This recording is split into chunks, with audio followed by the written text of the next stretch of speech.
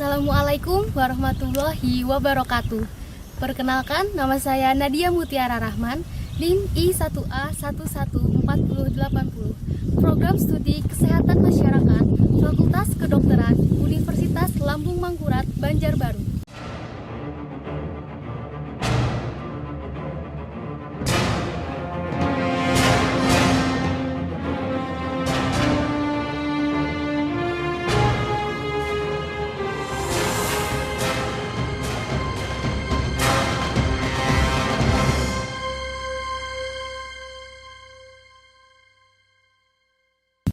Penyakit demam berdarah dengue merupakan salah satu penyakit menular yang dapat berbahaya dan menimbulkan kematian dalam waktu yang singkat dan sering menimbulkan wabah. Penyakit ini pertama kali ditemukan di Filipina pada tahun 1953 dan selanjutnya menyebar ke berbagai negara. Di Indonesia, penyakit ini pertama kali dilaporkan pada tahun 1968 di Surabaya dengan jumlah penderita 58 orang. Dengan kematian 28 orang atau sekitar 41,3%. Selanjutnya, sejak saat itu, penyakit demam berdarah dengue cenderung menyebar ke seluruh tanah air di Indonesia dan mencapai puncaknya pada tahun 1988 dengan insiden rate mencapai 13,45% per 100.000 penduduk. Penyakit demam berdarah dengue adalah penyakit infeksi virus akut yang disebabkan oleh virus dengue dan terutama menyerang anak-anak dengan ciri-ciri demam tinggi, mendadak dengan manifestasi pendarahan dan bertendensi shock dan kematian. Penyakit demam berdarah dengue dapat menyerang semua golongan umur sampai dengan anak-anak. Berdasar putusan Menteri Kesehatan nomor 581 tahun 1992 tentang pemberantasan penyakit demam berdarah dengue. Maka pemberantasan penyakit dilaksanakan oleh pemerintah dan masyarakat yang dilakukan melalui kerjasama lintas program atau sektoral. Pengorganisasian masyarakat di desa atau kelurahan dilaksanakan melalui Pokja Demam Berdarah Dengue atau LKMD yang dibina secara berjenjang oleh Pokja Tim Pembina LKMD Kecamatan sampai dengan tingkat pusat.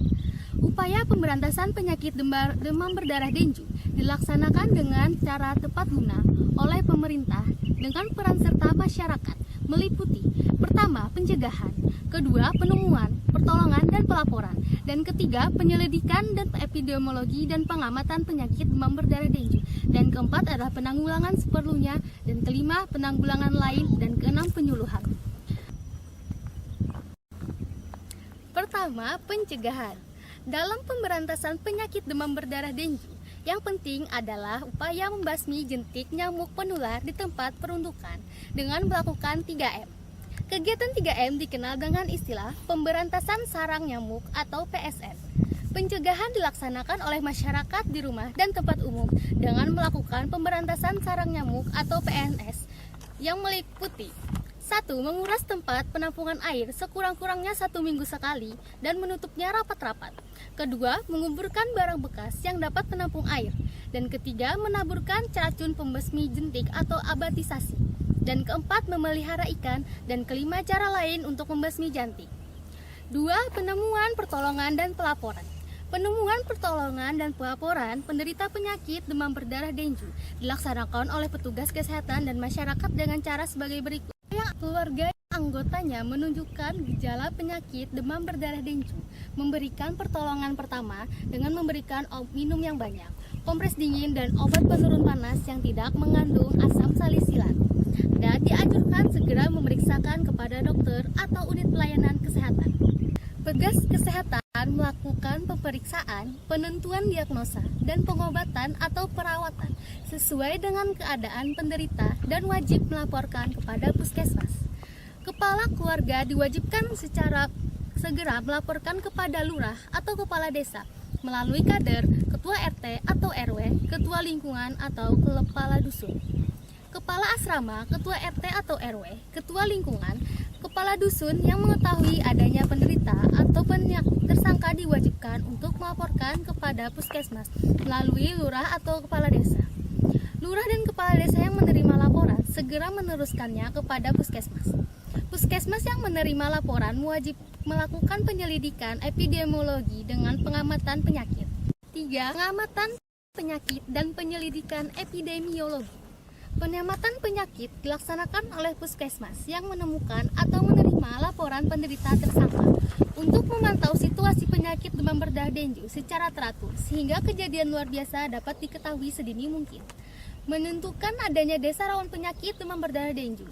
Penyelidikan epidemiologi dilaksanakan oleh petugas kesehatan dibantu dengan masyarakat untuk mengetahui luasnya penyebaran penyakit dan langkah-langkah yang untuk membasmi penyebaran penyakit sebagai berikut. Pertama, petugas puskesmas melakukan penyelidikan epidemiologi. Kedua, keluarga penderita dan keluarga lain di sekitarnya membantu kelancaran pelaksanaan penyelidikan. Ketiga, kader ketua RT atau RW, ketua lingkungan, kepala dusun, LKMD membantu petugas kesehatan dengan menunjukkan rumah penderita atau tersangka dan mendampingi petugas kesehatan dalam melaksanakan penyelidikan epidemiologi. Kepala puskesmas melaporkan hasil penyelidikan epidemiologi dan adanya kejadian luar biasa kepada camat dan dinas kesehatan Dati 2 disertai rencana penanggulangan seperlunya. 4. Penanggulangan seperlunya. Penanggulangan seperlunya dilakukan oleh petugas kesehatan, dibantu oleh masyarakat untuk membatasi penyebaran penyakit. Jenis kegiatan yang dilakukan disesuaikan dengan penyelidikan epidemiologi sebagai berikut. 1. Bila ditemukan penderita atau tersangka demam berdarah dengue lainnya atau ditemukan 3 atau lebih penderita panas tanpa sebab yang jelas dan ditemukan jentik di dalam penyemprotan insektisida 2 siklus interval dalam 1 minggu, disertai penyeluruhan di rumah penderita atau tersangka dan di sekitarnya dalam radius 200 meter, dan sekolah yang bersangkutan bila penderita atau tersangka adalah anak-anak sekolah. 2. Bila terjadi kejadian luar biasa atau wabah, dilakukan penyemprotan insektisida 2 siklus dengan interval 1 minggu dan penyuluhan di seluruh wilayah yang terjangkit. 3. Bila tidak ditemukan keadaan seperti di atas, dilakukan penyuluhan di RW atau dusun yang bersangkutan. Langkah kegiatan yang pertama, pertemuan untuk musyawarah masyarakat desa dan RW atau lingkungan desa. 2. Penyediaan tenaga untuk pemeriksaan jentik dan penyuluhan untuk dilatih. 3. Pemantauan hasil pelaksanaan di tiap RW, lingkungan atau dusun. Terima kasih, sekian video yang dapat saya sampaikan. Semoga video yang saya berikan dapat bermanfaat bagi kita semua. Wassalamualaikum warahmatullahi wabarakatuh.